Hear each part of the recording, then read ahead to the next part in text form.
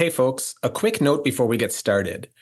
This episode today about political violence, white supremacy, and militia groups in the United States was recorded, produced, and in the can prior to the shooting of candidate Trump at a rally on July 13th. So there's no mention of it in this episode. I did, however, release a statement about political violence in American politics last week that is available via the same feed you've been listening to After America on. And you can find a link to that in this episode's show notes. On a quiet night in August 2017 in Charlottesville, Virginia, a torchlit rally of white supremacists marched through the University of Virginia campus, chanting racist and anti-Semitic slogans. The next day, violent clashes erupted, culminating in the tragic death of Heather Heyer, a peaceful counter-protester. This horrific event was not an isolated incident, but a stark reminder of the emboldened presence of white supremacist and right-wing militia groups in America. Their roots run deep, but their influence today is stronger and more dangerous than ever. The Charlottesville rally was a wake-up call for many, exposing the deep-seated racism and organized hate simmering just beneath the surface of American society. Yet, for these groups, it was a moment of empowerment, a public display of their resurgence. Emboldened by political rhetoric that echoed their own beliefs, these groups have moved from the fringes to a more central role in our political discourse.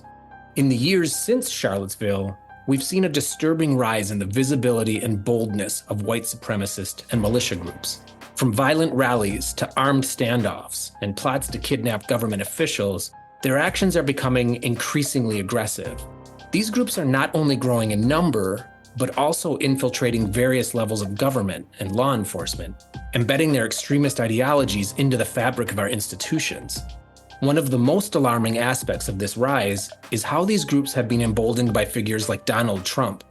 His rhetoric has often echoed their sentiments, providing them with a veneer of legitimacy and a sense of empowerment. This emboldening effect has led to an increase in recruitment and activity, with these groups now posing a significant threat to the upcoming 2024 election and our very democracy.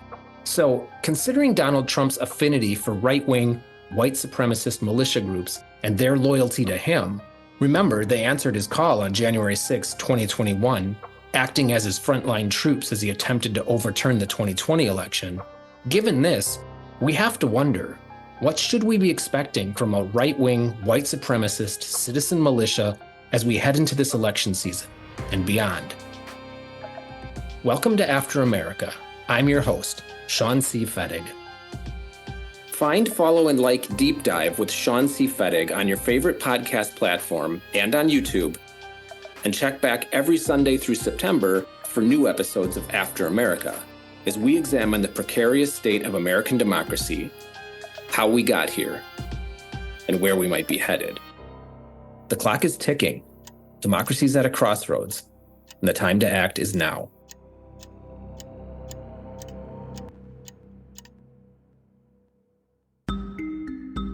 Charlottesville was a rude awakening for many Americans, revealing the persistent and deadly nature of white supremacist ideologies. It also showed how these groups had adapted to the modern era, using social media to organize and spread their message, and aligning themselves with broader political movements, specifically the rightward shift in the Republican Party, to gain influence. On today's episode of After America, we're going to examine the history of white supremacy in the United States, the ways in which it has evolved, how it's found common cause with right-wing militia groups, how it's been absorbed into the Republican Party, and what it means for the future of American democracy. This is Dr. Ian Haney Lopez, a law professor at UC Berkeley who specializes in race and racism, and author of the book Dog Whistle Politics, setting the stage for this episode. If you start by thinking about the relationship between racism and American politics, just a moment's reflection will illuminate that there's been this constant interaction since the founding of the country. During the founding, the principal debates were about slavery, which was tinged with deep concerns about African Americans, racist concerns, powerful debates about the expropriation of Native American lands and whether the character of Native Americans justified it. The 1800s were dominated by debates about manifest destiny, whether God had ordained that the United States expand across the northern hemisphere, including having a divine right to take the northern half of Mexico. Then you get these questions of empire and should we be a caste society with overseas holdings? Then you get the questions of Jim Crow in the South. Over and over again, there are express debates about racism, the positions of people of color, and the centrality of white people to the country. The civil rights movement in the 40s, the 50s, the 60s frontally challenges one of the main beliefs that was simply taken for granted in the United States, and that is that white people were superior and deserved to be dominant and deserved to hold for themselves all of the best things in society, the best schools, the best neighborhoods, the best jobs, all of the power in the military, all of the power in the economy, all of the power in politics. That was what the civil rights movement was challenging. And the civil rights movement pushed the idea that racism, especially against African Americans, but racism in general, was a great moral evil, and that no racial group should be deemed dominant or superior, should be deemed instead marginal or reviled or inferior. And the civil rights movement, to a remarkable degree, succeeds at the level of cultural belief. From the 1960s forward, it's not possible to say in public, without being broadly condemned, statements extolling white supremacy or statements expressly denigrating African Americans as an inferior race. So here's this incredible pivotal moment in American history and culture in which the certainty of white superiority is replaced by the belief that racism is immoral and wrong. What happens then in the 1960s to this through line of conversations about white dominance that have been so important to American politics since the founding of the country? They disappear on one level, but not because they're actually gone and all of a sudden the relationships between racial groups in the United States are irrelevant, but rather because those conversations go underground. They take a coded form.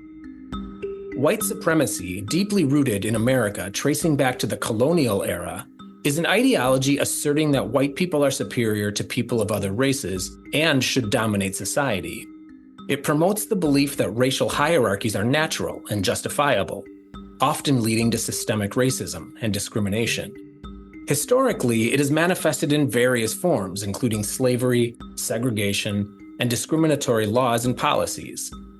White supremacist groups advocate for maintaining or restoring social, political, and economic power for white individuals, often through exclusion, oppression, or violence against non-white populations. This ideology continues to influence contemporary politics and social dynamics, fueling hate crimes and extremist movements. This is Dr. Kathleen Blee, expert on white supremacy and far-right movements, and author of the recently published book, Out of Hiding, Extremist White Supremacy and How It Can Be Stopped, explaining white supremacy ideology. White supremacy in the United States really has two parts.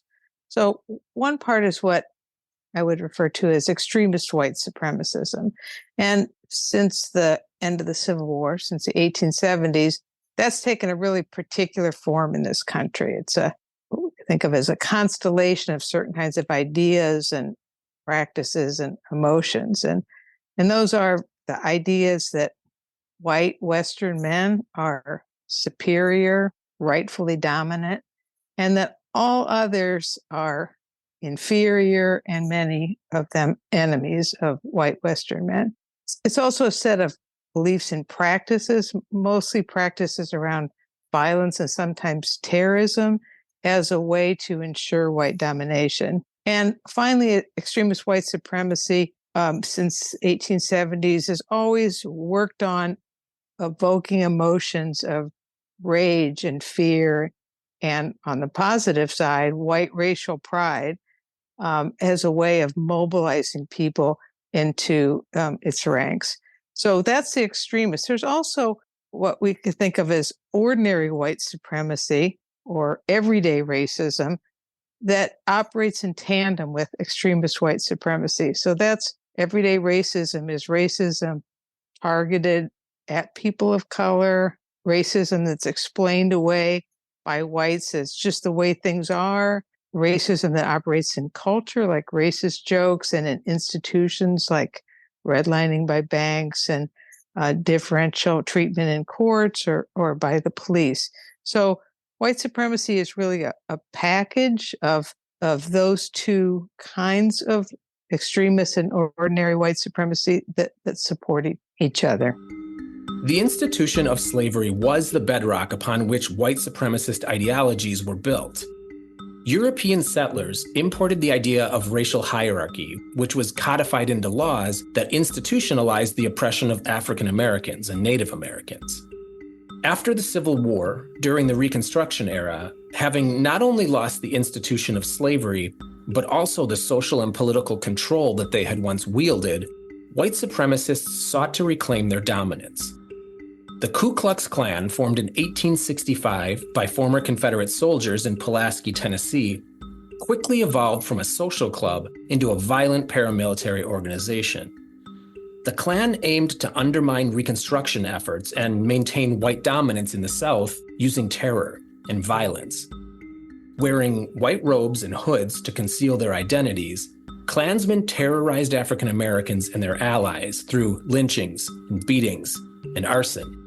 The federal government attempted to dismantle the Klan with legislation like the Enforcement Acts of 1870 and 1871, which aimed to protect African American voters and suppress Klan activity. But despite some successes, by the end of Reconstruction in 1877, federal troops withdrew from the South, leaving African Americans vulnerable to renewed violence and intimidation. This power vacuum allowed for the formalization of segregation and disenfranchisement under Jim Crow laws, which led to a resurgence of the Klan after the release of the 1915 film The Birth of a Nation, which glorified the organization. Expanding its targets beyond African Americans to include Catholics, Jews, and immigrants, the Klan wielded significant political power in the 1920s, with millions of members holding influential positions in government. But the Klan's influence waned in the late 1920s due to scandals and public disapproval. However, it saw a modest revival in the 1940s, fueled by opposition to the civil rights movement and desegregation.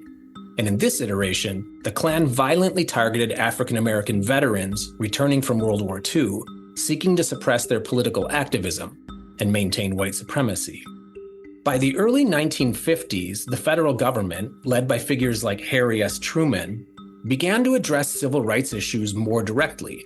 Truman's establishment of the President's Committee on Civil Rights and his executive orders desegregating the armed forces marked significant steps toward racial equality and setting the stage for a landmark legal battle. In 1954, the Supreme Court's decision in Brown v. Board of Education declared racial segregation in public schools unconstitutional. This ruling galvanized the civil rights movement and heralded a new era of activism and resistance, which ultimately led to the passage of the Civil Rights Act of 1964 and the Voting Rights Act of 1965, which represented pivotal steps toward dismantling institutional racism. My fellow Americans, I am about to sign into law the Civil Rights Act of 1964. The federal government, pressured into action by the grassroots civil rights movement, began to crack down on Klan activities, and the Klan found itself increasingly isolated. The FBI launched a covert operation aimed at infiltrating and disrupting the Klan, which, combined with the growing unpopularity of the Klan's violent methods, gradually eroded their power. By the end of the 1960s, the Klan's influence was significantly diminished. Their violent tactics, once wielded with impunity, now attracted severe legal repercussions and widespread public condemnation. Despite the fact that the Klan had largely ceased to exist, its message, tactics, and legacy live on.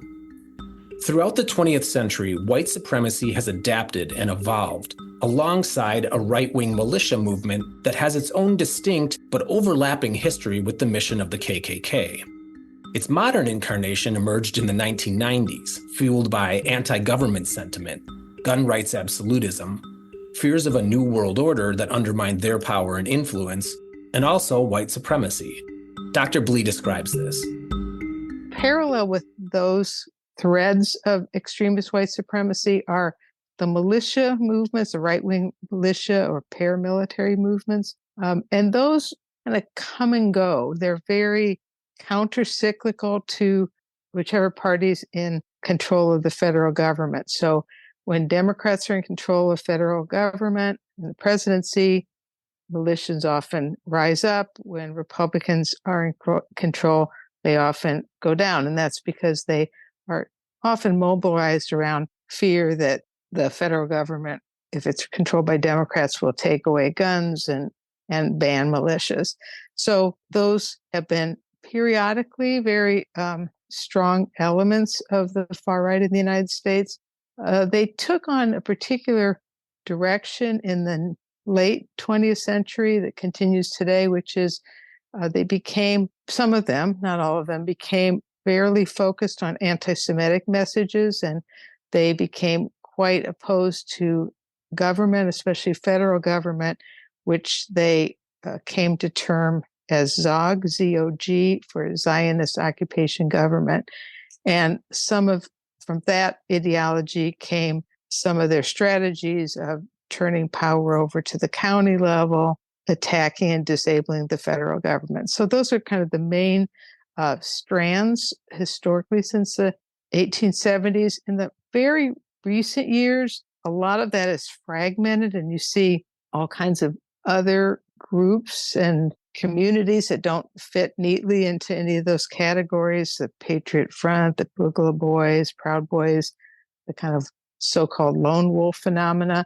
What we see now is more of a fracturing of the organizational aspects of the far right, but not a diminishment of the far right. So people are moving in and out of different groups. The groups are less organized, but still very active, both online and off. In the 1990s, this modern militia movement was fueled by incidents like the Ruby Ridge standoff in 1992 and the Waco siege in 1993. These events were interpreted by many as examples of government overreach, galvanizing a new generation of militia members who believed they were defending constitutional rights and individual freedoms. The Oklahoma City bombing in 1995 by Timothy McVeigh, a right-wing white supremacist, was a wake-up call to the deadly potential of these ideologies. It highlighted how these fringe ideologies cannot be ignored. They can lead to catastrophic real-world consequences. The militia movement receded from public view somewhat in the late 90s and early 2000s, but it never went away. And with the advent of the internet, white supremacy and militia movements found new life using social media and online forums to recruit and radicalize, waiting for just the right moment. That moment came in 2008. Here's Dr. Blee explaining what happened and how it got as far as it did. So Obama's first election, it's just heralded as a time of great racial reconciliation. That was when so many white supremacists emerged and got on Stormfront. That's a digital platform, one of the earliest digital platforms used by white supremacists, that the platform collapsed. So you had at the same time Obama coming to office and this giant rise of white supremacism. 2017, the Unite the Right rally in Charlottesville. Again, people acted surprised. It came out of nowhere. It was a huge event, really pulled the far right together. No response. And then January 6th, of course, you have a lot of people who are not affiliated with far right groups, but you also had the violent Proud Boys, the military extremist 3%ers mixed in. So at every junction where these very visible actions of the far right in terms of violence and terrorism emerge, there's an opportunity for society to to deal with this through criminal prosecution, to deal with this through education, to deal with this in terms of changing policing, changing understanding, prevention, helping people who are involved in the far right de-radicalize, all the ways that we know can be effective in curbing far right activity and violence. Opportunities were missed at each of those. There wasn't a societal response of any note. There wasn't a federal response. And so, part of the reason the far right's accelerated over time is simply that there has been very little standing in their way. The election of Barack Obama, the first Black president, was a pivotal moment in American history that also sparked a significant backlash. White supremacists and right-wing extremists viewed Obama's presidency as a threat to their vision of America.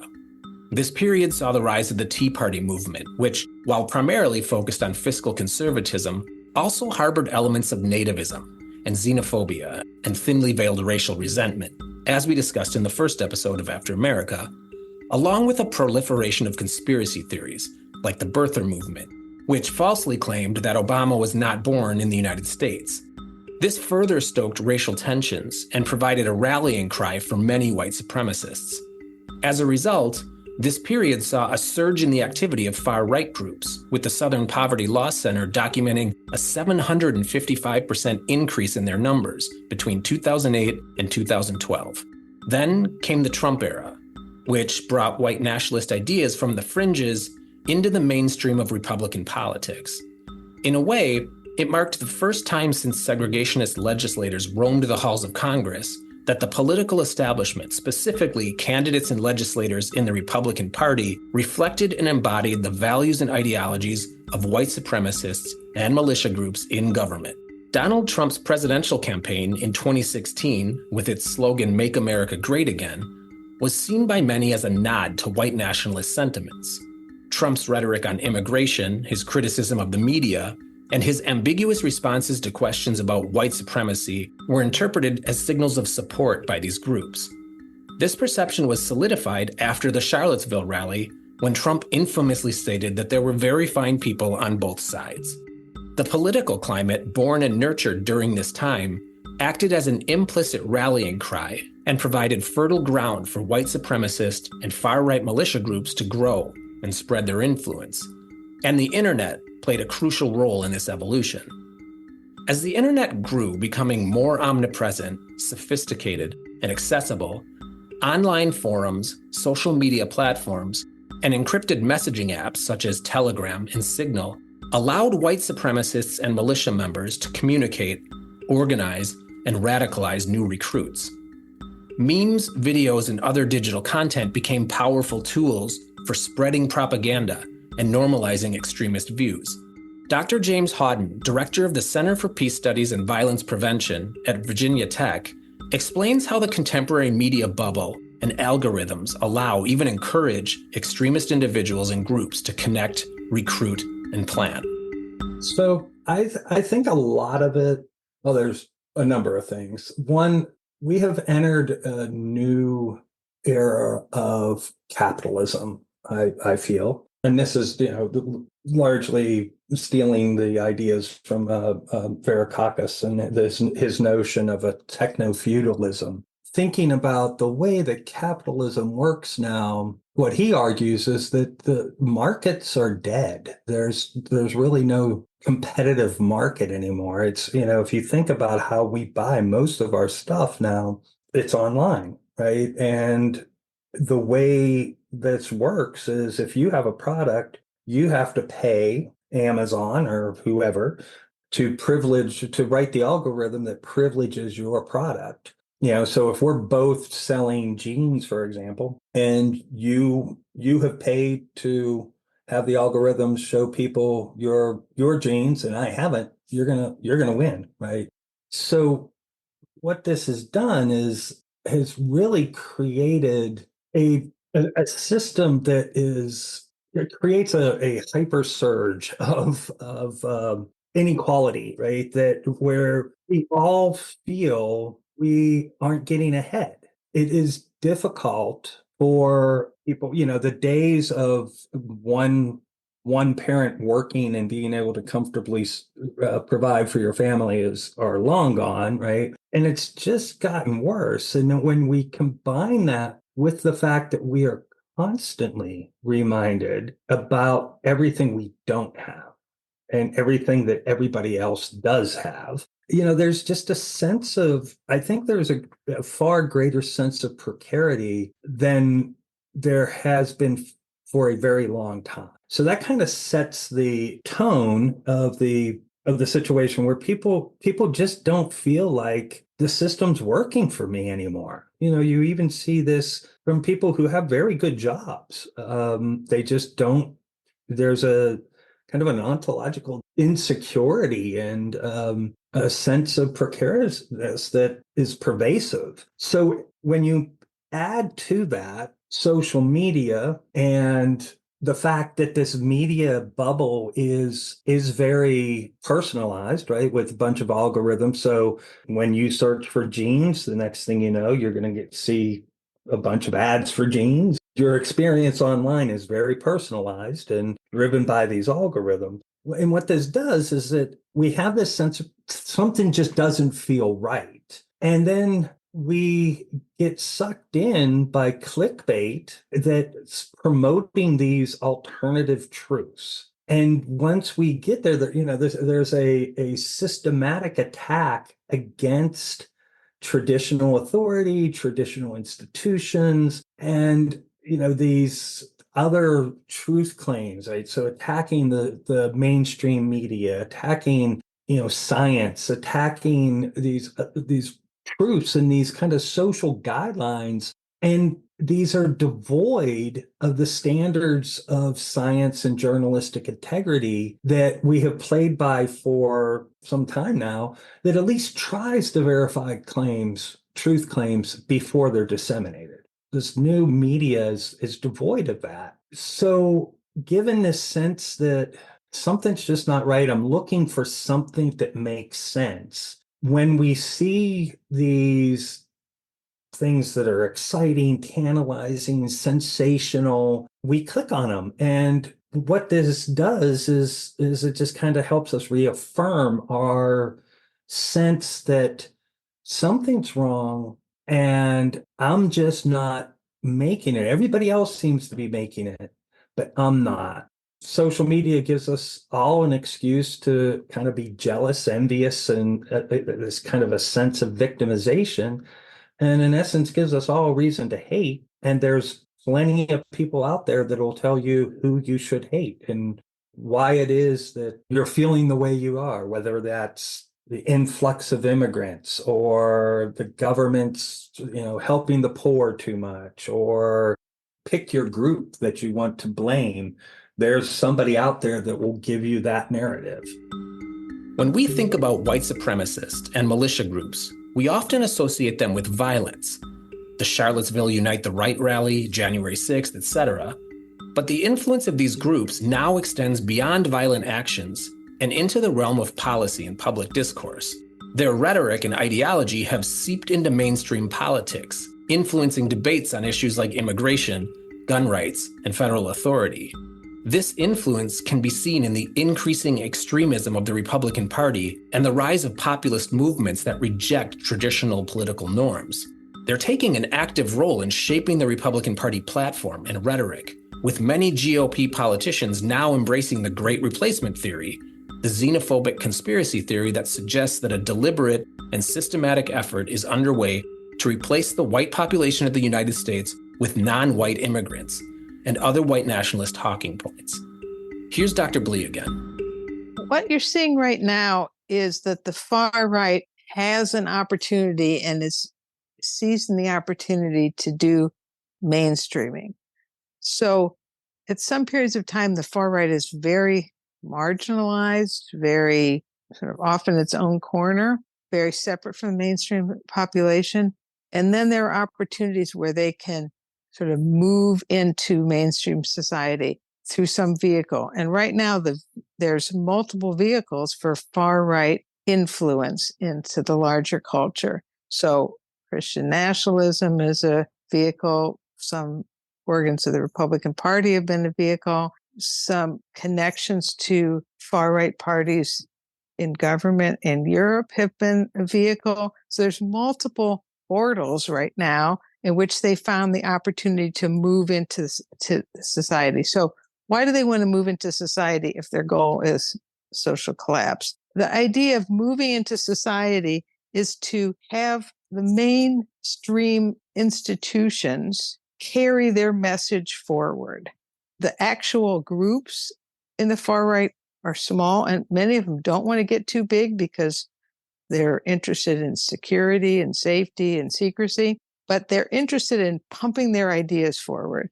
And a really good example of that is the Great Replacement theory. So 10 years ago, I probably, without exaggerating too much, it's only a handful of people who could tell you what Great Replacement theory was. It was a very arcane, kind of obscure thing that was going around the far right. So people who studied the far right knew about it. Some of the far rightists knew about it, but it was a very kind of niche idea. And, it gained some traction, the far right sort of circles and online, but still really stayed within those contours of that movement. As they began to mainstream, as they found portals into the society outside the extremist white supremacy, other persons and organizations started to carry that message forward. So Tucker Carlson was talking about Great Replacement theory. Candidates in the Republican Party were talking about it, commentators. All of a sudden it changed from something that was so out there, such a terrible idea. And just to remind everybody, Great Replacement theory is the idea that a group of hidden elites are engineering the migration of non-whites into, quote, white nations to undermine them. So it's applied in the U.S. to talk about movement across the Mexican border into the United States. It's used in Europe to talk about movement from Northern Africa into your countries of Europe. And in all cases, it's not a demographic shift. It's an engineered plot. So it fits so well into this far right conspiratorial idea. It's kind of a really out there far right idea that there's just, the world is being manipulated from the shadows. That went from being a really kind of crazy idea out in the world of the far right communicators to being something that people talk about all the time as if it's real. I mean, it's now in the mainstream discussion. There's Great Replacement, going on in this country. That's a really great example of a horrifying far right victory. They've mainstreamed one of their, most important concepts. They also mainstream, memes and symbols and, words, all kinds of things by getting them to be picked up by other people, kind of not in the far right, but on the right edge of politics, and carry them forward.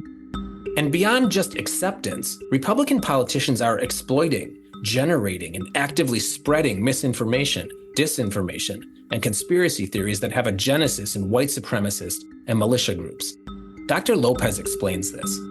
This is an incredibly important story to tell. The 1960s were a pivotal moment for the United States. We had come to see that racism was evil. We'd come to see that racial hierarchy and white supremacy in the South was backstopped by inhumane violence. This was the importance of the nightly news showing the Southern police with their dogs and their fire hoses.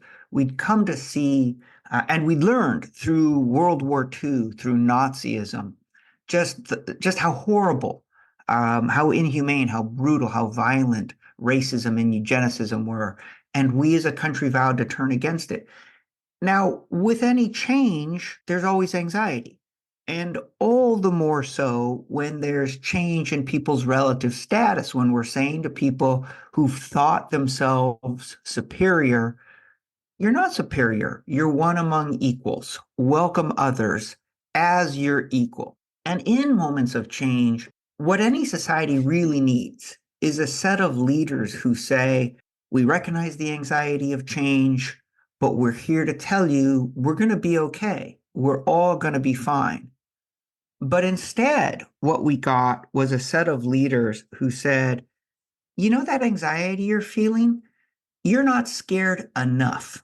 These people are killers. They're rapists. They're ripping off the system. They don't respect you. They hate you. In fact, you know how they're talking about white racism? The truth is they're racist against white people.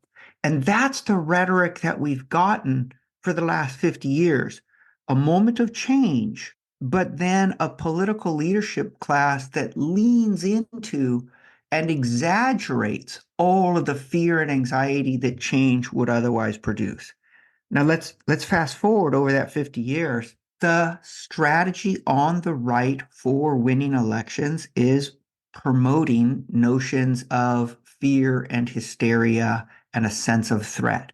That's an emotional state that cannot be maintained except by continually inventing new fears and by continually heightening the language of threat. And so it's not just, hey, the racism of the 60s continued, or wow, we didn't make as much progress as we thought in our fight against the racism of the 60s. It really is the case that some of the most powerful people in the United States have been investing in keeping alive, but also vivifying and inventing new sorts of racial hysterias. So there's this process in which racism is getting worse and worse and worse. And again, it's getting worse because it's a strategy. And it's a strategy that is being pursued by very powerful people. Who? This has been the main strategy for the Republican Party for the last 50 years. In 2018, House member Marjorie Taylor Greene spoke at the Mother of All rallies in Washington, D.C., an event that featured several militia members, including those from the Oath Keepers and Three Percenters providing security. During her speech, she praised these militia members as the very definition of our Second Amendment and emphasized their role in protecting against a tyrannical government. House member Paul Gosar has retweeted and shared content from figures known for promoting white nationalist views and conspiracy theories, such as white nationalist Nick Fuentes, amplifying their messages and giving them a broader platform. And during the first presidential debate on September 29, 2020, moderator Chris Wallace asked Donald Trump if he was willing to condemn white supremacist and militia groups and urge them to stand down and not add to the violence in cities like Kenosha and Portland. Trump responded, "Proud Boys, stand back and stand by." This phrase, "stand back and stand by," was interpreted by many as a call to the Proud Boys to be ready rather than a condemnation. This interpretation was bolstered by the Proud Boys themselves, who almost immediately began creating and sharing images, memes, and merchandise featuring the phrase "stand back and stand by" alongside their logo and other symbols. The phrase was used to boost morale and recruitment within the group. The Proud Boys' online presence increased as they rallied around the perceived endorsement. It was used in posts that called for new members and encouraged existing members to prepare for future actions, particularly in the context of the upcoming election and potential post-election unrest. Dr. Hawden expounds on this. One of the big warning signs is the mainstreaming of the advanced priming of the narrative. And we saw this with January 6th. We saw this, even going back to the 2016 election, right? Trump kind of implied that if he lost, it was because the election was rigged. He explicitly said that prior to the 2020 election, right? And of course, he is saying very similar things now. And so, that's just kind of undermining the faith in our democratic system. That's the first sign, and that sign is flashing, big red flashing sign already. And when you see, the data, I haven't seen the most recent data. The last I saw a poll, the majority of people having doubts and questions about the integrity of our elections. This has been going on for some time. I mean, if you think back to the 2000 election, this was an election that was decided by the Supreme Court stepping in to decide a state that one of the candidate's brother was the governor of, right? And just happened to decide it in his favor.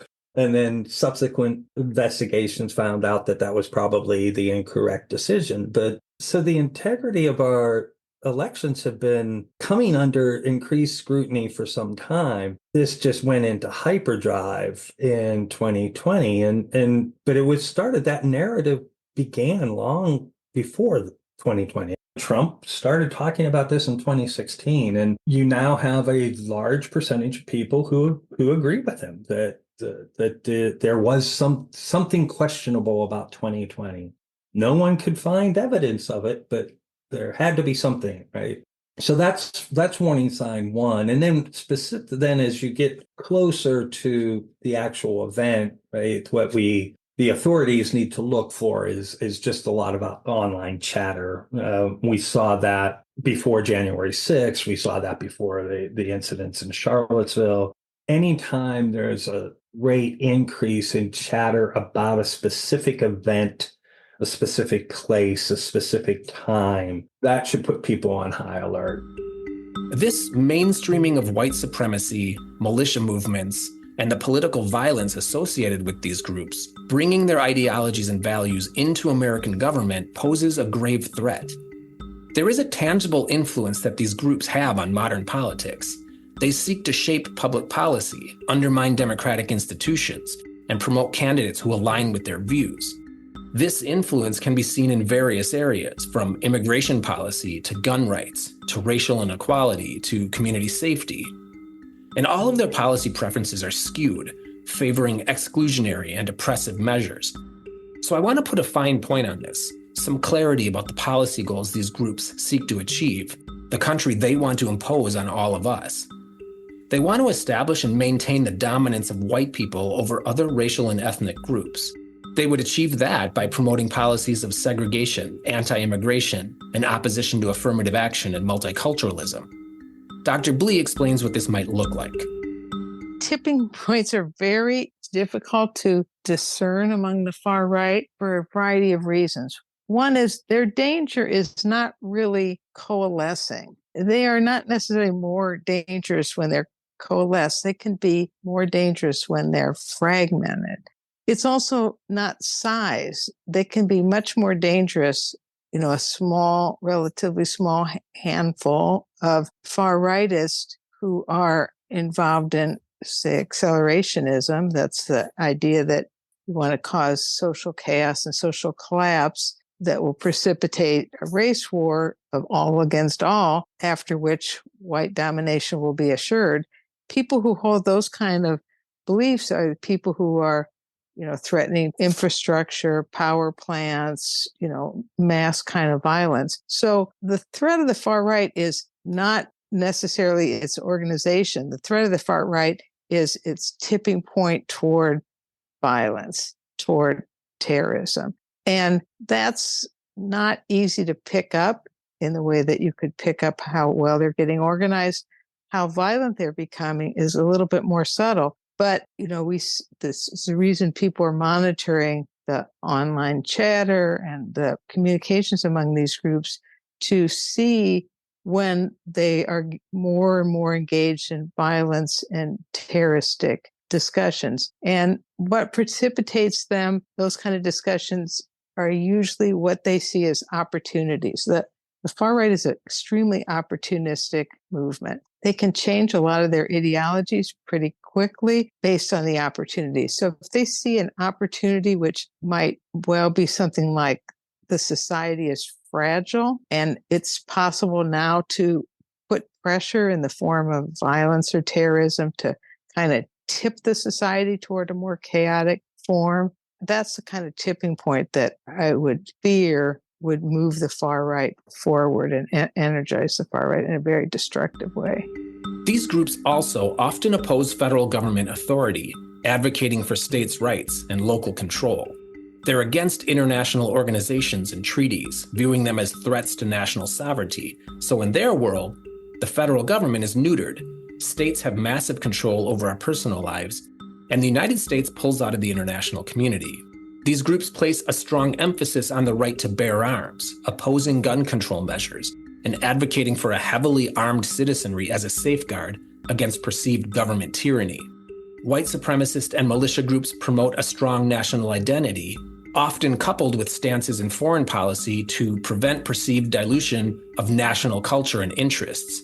This is where anti-immigration and isolationist policies come in. Some of these groups also advocate for policies based on their interpretation of Christian values, opposing secularism, and promoting Christian teachings in public institutions and laws. In total, the mainstreaming and normalization of these violent and authoritarian ideologies from the fringes to the heart of the Republican Party, embracing the tactics and rhetoric of white supremacist and militia groups, framing their arguments in terms of patriotism and constitutional rights, has been reshaping our country. The consequences of this influence have been profound. In the 2021 American Values Survey, 30% of Republicans expressed support for the idea that true American patriots might have to resort to violence in order to save the country. Dr. Lopez expounds. I don't think you can understand the crisis of democracy in the United States without a serious examination of the evolution and expansion of dogwhistle politics over the last 50 years. The strategy of the right has been to promote social division in order to break our confidence in each other and in liberal government.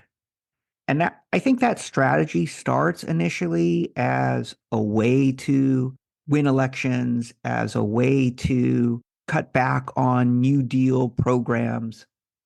But the very success of that project of sowing social division as a strategy of class war, the very momentum it has gathered over the decades, and certainly the acceleration it received from Donald Trump, has really pushed us to the point in which social solidarity is on the verge of collapse in the United States, to be replaced potentially by widespread sectarian violence.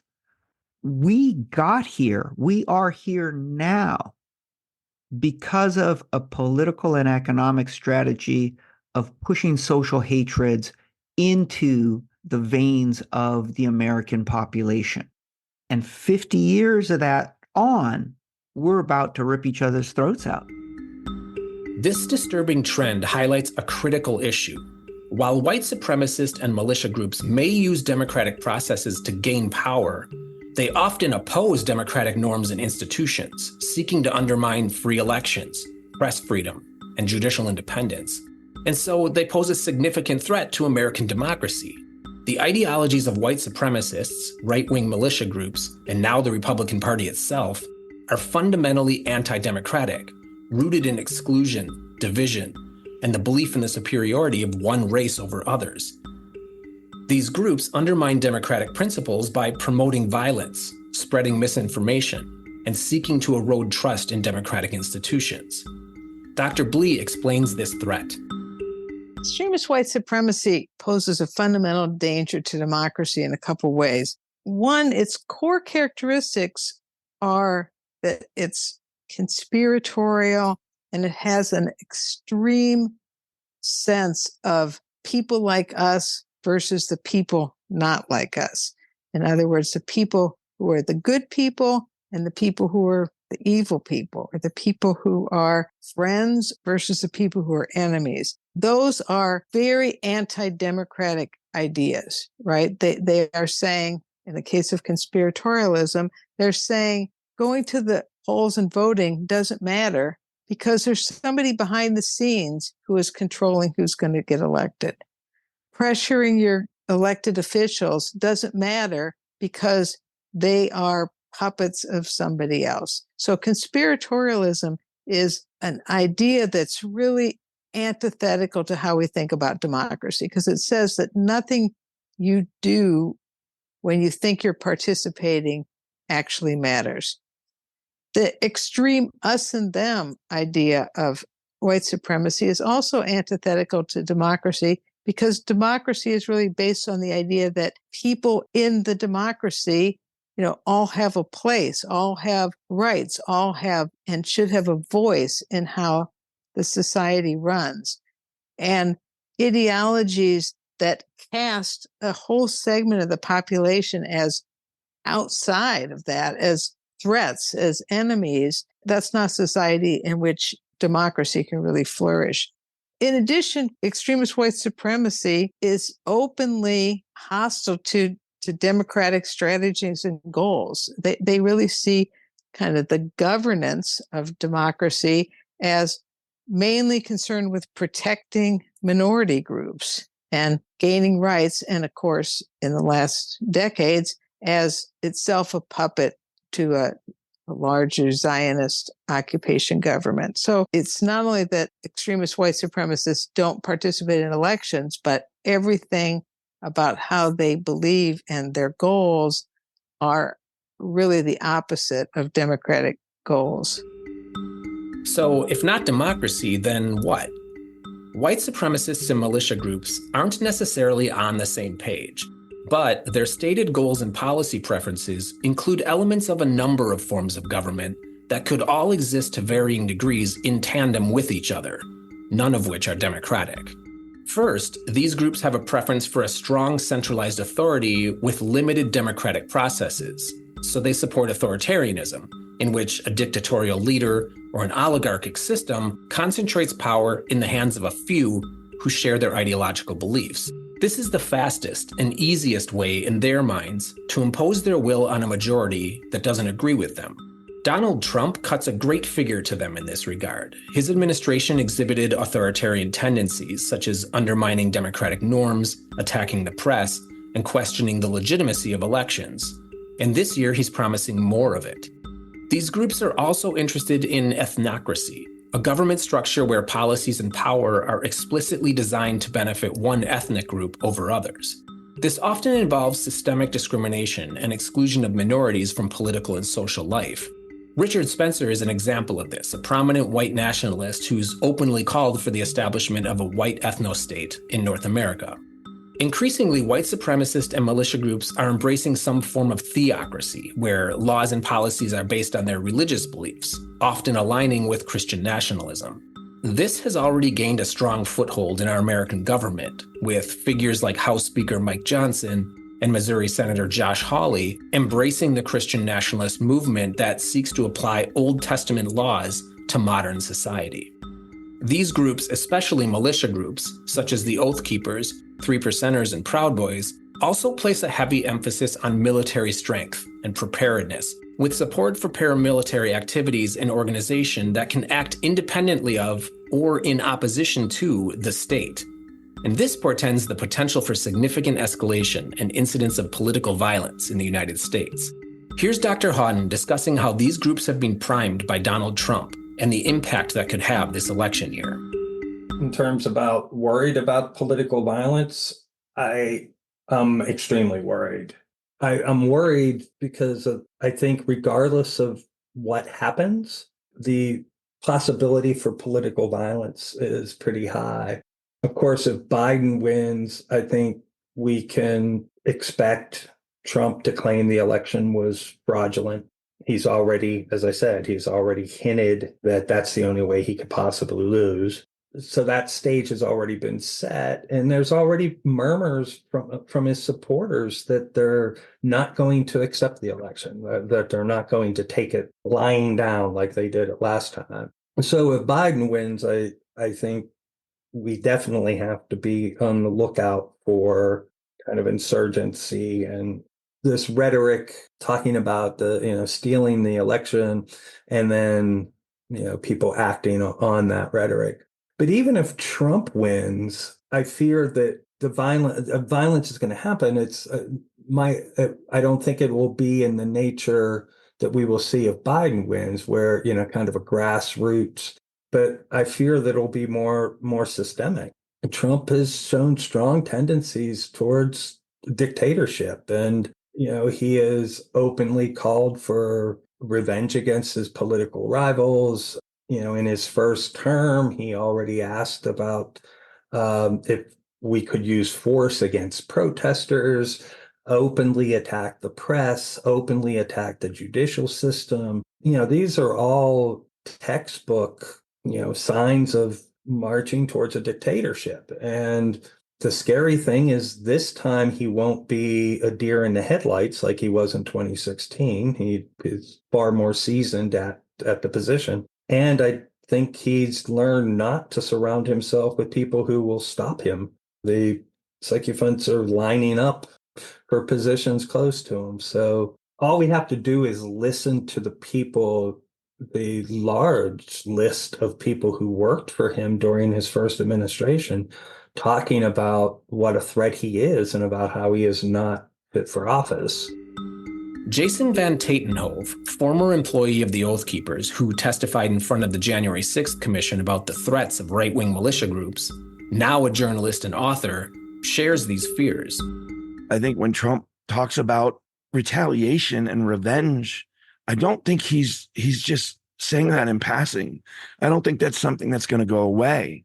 I think this is something we see when, other nations have fallen from democracy and gone into an authoritarian regime. I think we're going to see the dismantling largely of the free press. I think that we will see, more state-sponsored propaganda outlets. I think that, the states will try to fight it and retain their own independence, as we're seeing now with the abortion issue and other issues, whether it be human rights with LGBTQ plus communities. We're already seeing this kind of doubling down as to what each community and each state kind of believes and what they're about. So it just unfortunately is going to lead to a lot more division. I think there's a possibility for a lot more violence. We have an appetite for violence. To paraphrase Hunter Thompson, we're one of the best armed nations in the world, and we have no compunction with perpetrating violence upon anyone who makes us feel uncomfortable. So if we put all of this together, we get a clear picture of the country that white supremacist and militia groups, in conjunction with their supporters in halls of power, the Republican Party, hope to achieve, and kind of seem like they're on the cusp of realizing. If these groups have their way, the United States will become a white Christian authoritarian nation. In that case, we can expect to experience continued erosion of democratic norms and institutions, with white nationalist ideas becoming even more mainstream in the Republican Party. We would see more frequent incidents of political violence, much like January 6th, 2021, as these groups, threatened by demographic and cultural changes, actively work to subjugate the rest of us through intimidation, terror, and force. This, in turn, would contribute to increasing polarization and fracture, which could lead to a kind of soft secession, with some states essentially ignoring federal authority and creating separate ethno-states. Here's Dr. Blee again.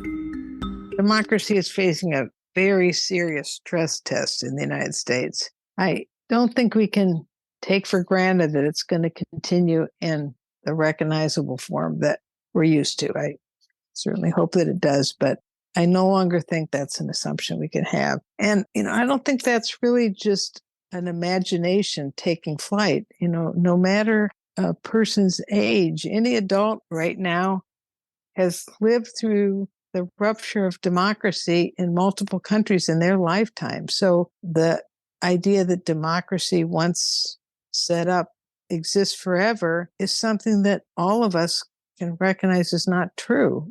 We've seen democracies fall in all kinds of different countries. Speaking for myself, it didn't seem like that would actually ever happen in the United States, but now it seems like a possibility. So we know that it happens. We also know how it happens that democracies crumble. And unfortunately, I don't think there's any reason to think that the United States is immune. The impact of all of this on the global order and stability would be profound. A fractured United States would weaken its position as a global leader, reducing its influence in international organizations and alliances such as NATO and the United Nations. This could embolden authoritarian regimes such as Russia, China, North Korea, Iran, even Cuba, and destabilize regions relying on U.S. support for security and economic stability. Global markets could experience increased volatility due to uncertainty about U.S. policies and relationships, potentially leading to a more fragmented and less cooperative international landscape, and a global economic disaster that would touch all of us. These economic and political implications are devastating enough, but the psychological impact of living in a society where white supremacy and militia violence are prevalent, where these policies begin to creep into our daily lives, cannot be underestimated. Fear and anxiety stifle civic engagement and discourage participation in the democratic process, which in turn further strengthens these groups. It's a cycle that feeds itself to no good end. Jason Van Tatenhove describes the country that he fears these groups will create. Unfortunately, we are at a crossroads right now in this moment where by the end of the year, we may see the end of our democracy as we know it. I mean, if you look at the plans and again, it's not even the far right anymore. It's just the GOP in general with their Vision 24 and just, what they're doing even on a state level. I mean, the Colorado GOP just this week has been urging their members to, all parents to pull their kids out of public education. They're calling for, in my opinion, what is the Commission of Hate Crimes? They're calling for people to burn every pride flag they see. This is just crazy coming from a foundational institute like the GOP, where I just don't recognize it anymore. We have Ken Buck, who just resigned from Congress, and because he didn't want to continue participating, according to his interview with Jon Stewart, participating in this system because it is going so crazy, and he didn't want to have to adapt to that misinformation and that dishonesty that's happening. That right now we are living in such historical times, and I don't think a lot of people realize it. That the very future of America and the human rights that my daughters and your children and your listeners' children, the world that they're going to live in is going to depend on our decisions coming up here very, very quickly. And does the majority of America give into that strong emotional response and get caught up in that mob action kind of, or do they take a step back and a breath and say, what's the world? What's the future America my kids and grandkids are going to live in? And what do I really want that to look like? And America isn't perfect I'll be the first one to admit that. We've been grappling with so much for so long, but we've got a really good thing going here. And I don't know if there's much else out there that's any better right now. Well, maybe right now, but I believe in America and I believe in democracy. My journey over the past 8 to 10 years has really led me to reconsider some of the views I held up about government and just, where we are as a nation. And, I don't want to see that go away. I want to see a better future for my kids. I don't want to see them inheriting a world that looks eerily reminiscent to The Handmaid's Tale. The state of political violence in the United States is alarming. With the ideologies of white supremacists and right-wing militia groups seeping into mainstream politics, the country faces an unprecedented threat to its democratic fabric. Instances of violence are not only becoming more frequent, but are also increasingly tolerated and even encouraged by some political factions, particularly the Republican Party. This normalization of violence creates an environment of fear and instability, where citizens feel threatened not only by physical harm, but also by the erosion of democratic norms and principles. That's our future. For many, this situation raises a difficult question. Should we stay and fight to protect democracy, or leave to find safety and stability somewhere else? The impulse to flee is understandable. However, there is a virtue in choosing to stay and engage in the battle for democracy. Staying means committing to the ideals of equality, justice, and freedom, and working to restore these values in our society. It involves confronting the threats head-on, participating in democratic processes, supporting institutions that uphold the rule of law, and advocating for policies that promote inclusion and peace. By choosing to remain and resist the forces of authoritarianism and violence, we not only honor the legacy of those who have fought for democracy before us, but also lay the groundwork for a future where democracy can thrive once again. For those of us committed to democracy, this is our country too. I'll leave you with Jason Van Tatenhove's thoughts about this. Check back next Sunday for another episode of After America. My family line helped create this country. You know, on one part of my family, I can track back my family line to the second supply of Jamestown. You know, I'm directly related to Patrick Henry, and you know, give me liberty, give me death, and the Culpeper don't tread on me flag, and Jefferson indirectly. So half my family helped create this country, you know, for good and bad. Unfortunately, it was on the back of genocide and thievery. But the other side, you know, Grandpa literally jumped ship in front of Ellis Island and swam to the shores of New York City because he was worried he wouldn't make the cut. You know, so he was for a time, you know, what some would term an illegal alien, an undocumented immigrant. He went on to storm the beaches of Normandy in World War II as a CB in the Navy, and then helped clean up Hiroshima, and also served in the Korean War. So my I feel there's a certain amount of family legacy that now the torch has been handed to me, and a lot of people say they're going to leave the country, but I just don't think that's the right answer either.